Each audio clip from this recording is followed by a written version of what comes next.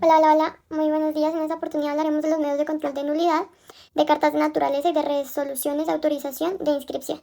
Es importante mencionar que los nacionales colombianos lo son por nacimiento y por adopción. Acá claramente cuentan los extranjeros que hayan solicitado y obtenido su carta de naturalización, así como los latinoamericanos y caribeños por nacimiento domiciliados en Colombia, que con autorización del gobierno pidan ser inscritos como colombianos ante la municipalidad de su domicilio.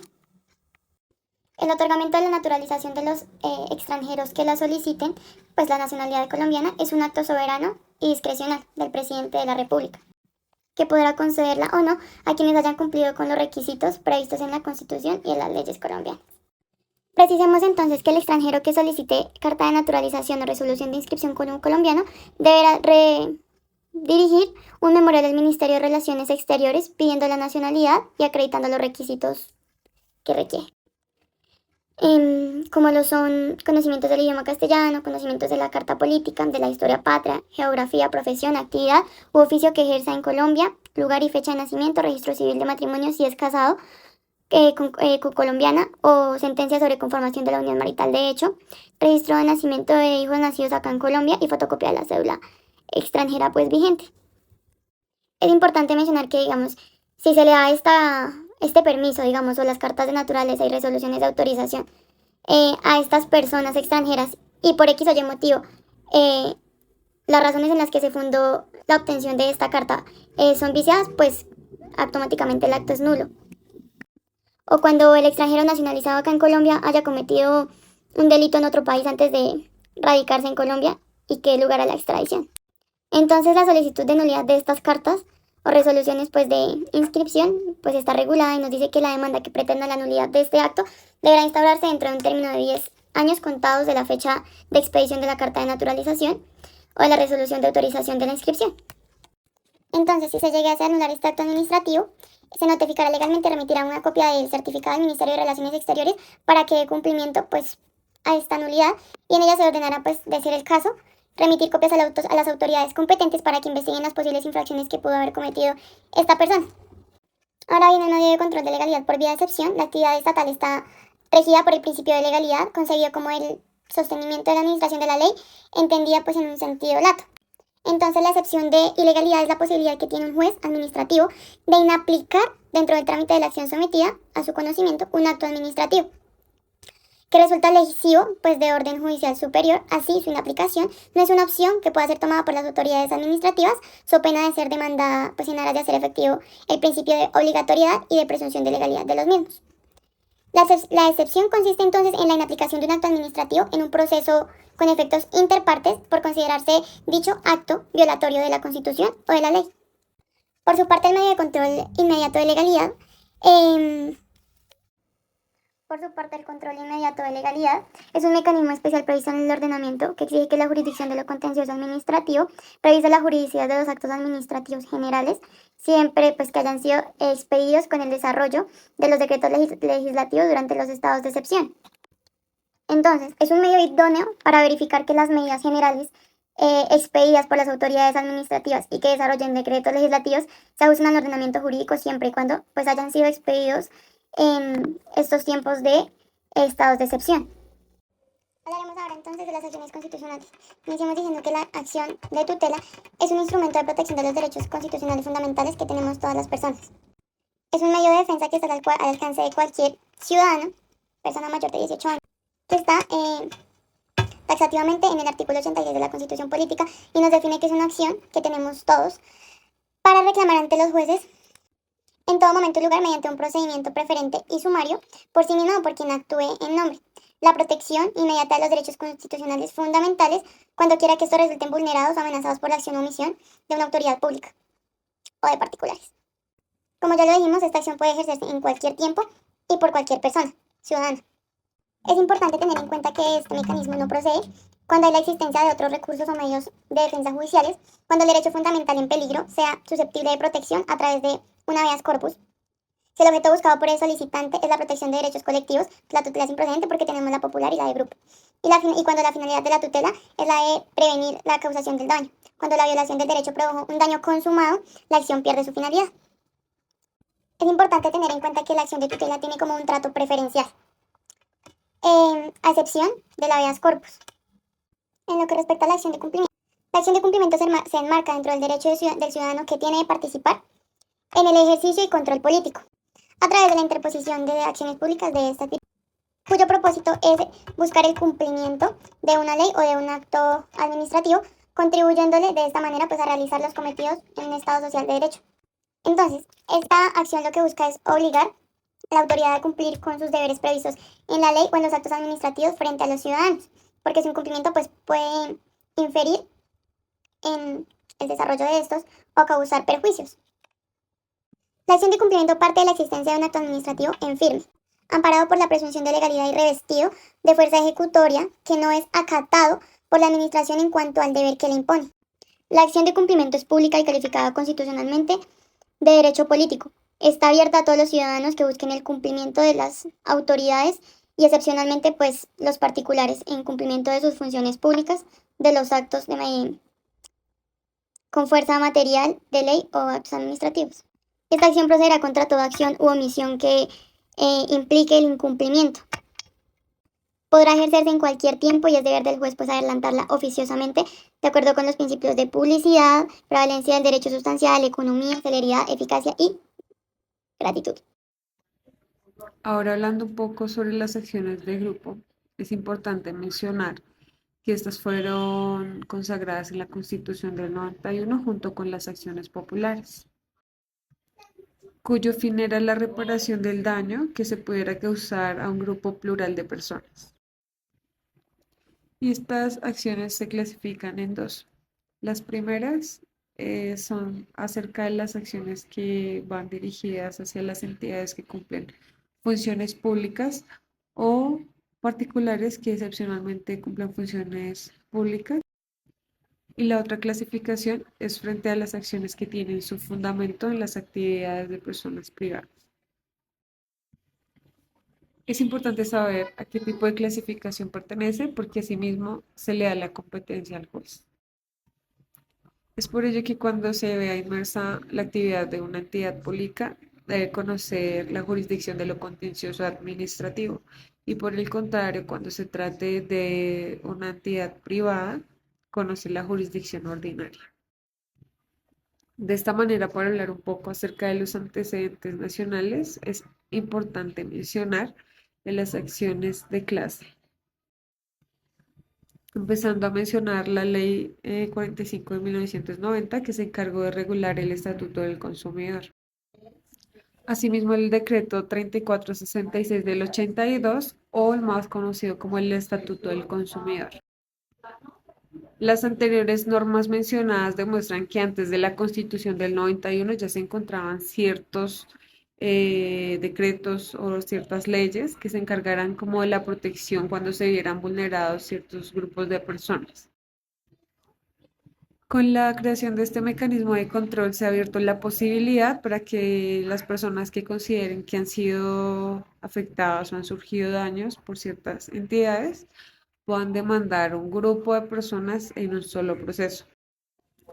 Pero acá es importante mencionar y diferenciar las acciones de grupo con otro tipo de acciones. Una de las diferencias de las acciones de grupo con las acciones populares es que en las acciones de grupo se interpone con el fin de indemnizar. En cambio, en las acciones populares lo que hace es la defensa de los derechos de ciertas personas de carácter colectivo. Otra diferencia es que las acciones de grupo protegen derechos divisibles, ya sean de carácter individual o colectivos. Y en cambio, las acciones populares lo que hacen es proteger los derechos, pero en sentido estricto. Ahora, una similitud sobre la acción de grupo y la reparación directa es que las dos tienen como fin buscar la responsabilidad patrimonial del Estado de carácter resarcitorio. Un plus que tiene la acción de grupo es que facilita el acceso a la justicia de un grupo plural de personas. Y esto lo realiza para que tampoco haya un desgaste bastante grande del aparato judicial y que haya igualdad en cuanto a la decisión de una misma decisión a un grupo de personas. frente a unos mismos hechos. Los daños que han originado este tipo de acciones pueden producirse por actos administrativos, por omisiones administrativas, por hechos administrativos, también por operaciones materiales. Un dato importante para mencionar es que el inciso segundo del artículo 145 del CEPACA establece que el grupo debe estar conformado con mínimo 20 personas. Para este tipo de acciones, si se inició un proceso de una demanda, digamos, alegando cierta afectación de derechos, y cierto grupo la realizó, pero que una persona externa y el proceso ya inició, puede solicitar que se incluya el proceso, pero no puede solicitar el reconocimiento de daños adicionales a los que ya se hayan interpuesto en la demanda que ya había tenido su proceso inicial. Asimismo, es importante mencionar que si hay una persona de las que interpone la demanda y quiere solicitar la exclusión de la misma, puede solicitarlo durante los 5 días siguientes antes del vencimiento del traslado de la demanda para que lo puedan excluir. Y asimismo, pues la sentencia que se emita o el acuerdo que se emita no producirá ningún efecto sobre el mismo. Para cuestiones del trámite de la demanda es importante mencionar también que requiere de la representación de un abogado y en el caso en que varias víctimas tengan varios apoderados, el juez decidirá cuál será el encargado de llevar el proceso. De acuerdo al abogado que represente al mayor número de víctimas o a quien se designe por medio de un comité. Ahora hablando un poco de la acción de habeas corpus, es importante mencionar que esta tiene como fin a que las personas que han sido detenidas tengan el derecho de dirigirse o recurrir a un juez, a un tribunal, para que esta persona decida sin ninguna demora sobre la legalidad o la detención de su libertad o de su arresto. Este tipo de acción se considera una acción propia del derecho procesal penal. Por tal razón, no se considera o no ha tenido más bien mucho desarrollo en la jurisprudencia correspondiente a la jurisdicción contencioso administrativa. Este tipo de acción va dirigida a proteger la libertad individual y por lo tanto no tiene caducidad la alegación mientras se persista la violación. Este tipo de acción no tiene formalidad, pero sin embargo debe reunir los requisitos que establece el artículo 4 de la Ley 1095 de 2006, que son exponer las razones de ilegalidad de la privación de la libertad, la fecha de la reclusión y el lugar donde se encuentra el detenido, la identificación del funcionario que ordenó la privación de la libertad del sujeto y el juramento de que ningún otro juez conoce de esta solicitud que se está interponiendo. Como decisión de este tipo de acción, si se demuestra que realmente hubo una arbitrariedad, entonces el juez debe decidir la excarcelación del sujeto por medio de un auto interlocutorio del cual no procede ningún recurso. Además de las personas naturales o jurídicas que consideren que fueron vulnerados sus derechos o han sufrido algún perjuicio, también pueden demandar los defensores del pueblo y los personeros municipales y los personeros distritales. La demanda tiene que llevar la identificación de los representantes o de los poderdantes, debe llevar los nombres de los integrantes del grupo, debe estar dirigida a un juez competente y debe estar presentada dentro del término de caducidad de este tipo de acción, que es un término de los 2 años siguientes a la fecha en que se causó el daño. Ahora, en relación de la contestación de este tipo de demandas, entonces, después de admitida la demanda dentro de los 10 días siguientes hábiles, se le dará traslado a- para que se notifique a la persona demandada. Se le notificará personalmente y también se le dará un término de 10 días hábiles para que pueda contestar la demanda. En este tipo de procesos también se le notifica al defensor del pueblo. En el caso de que él no haya sido el que lo interpuso, también intervenga si lo considera necesario. Si se llega el caso, el demandado puede presentar excepciones de mérito o excepciones previas y debe regirse bajo lo que establece el Código General del Proceso. Recordemos que en este tipo de demandas no se permite la acumulación de pretensiones. Luego de que se agoten los términos correspondientes a los traslados de las demandas, el juez cita a un acuerdo, a una conciliación para que las partes lleguen a un acuerdo. Pero si llega el caso de que no se logra un acuerdo, pues para que los interesados puedan solicitar una nueva diligencia. Luego de esto se correrá traslado a las partes para que aleguen o sí, alleguen los alegatos de conclusión y ahí sí se procede a dictar la sentencia. Si se llega a considerar que se necesita la revisión de demandas de estos tipos de acciones, le compete al Consejo de Estado. Ahora hablando acerca de las secciones de nulidad electoral, nuestro ordenamiento jurídico ha establecido un término de un año para que se pueda decidir sobre estos procesos. Si se trata de procesos de única instancia, se tiene un término de 6 meses, pero si se tratan de procesos de nuestro ordenamiento jurídico lo ha estructurado en dos etapas. La primera es a cargo del Consejo Nacional Electoral y se trata de un proceso administrativo. Y la otra etapa está a cargo de la jurisdicción de lo contencioso administrativo y es de carácter judicial. Un requisito de procedibilidad es que ya se haya hecho conocer con anterioridad a la autoridad administrativa electoral el motivo del inconformidad. Pero más adelante la Corte Constitucional estableció que para exigir este requisito de procedibilidad se necesitaba de una ley estatutaria que lo decretara, por tanto se puede solicitar directamente. Ahora hablando un poco acerca de la acción de pérdida de investidura, es importante mencionar que esta fue introducida en nuestro ordenamiento jurídico a través de la Constitución del 91 y su objetivo era garantizar la transparencia de los integrantes de nuestro Congreso de la República.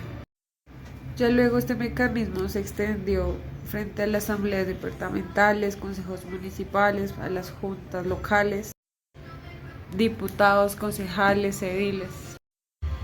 Y este es un proceso sancionatorio para demostrar que algunos de los integrantes, ya mencionados anteriormente, han cometido conductas dolosas o culposas.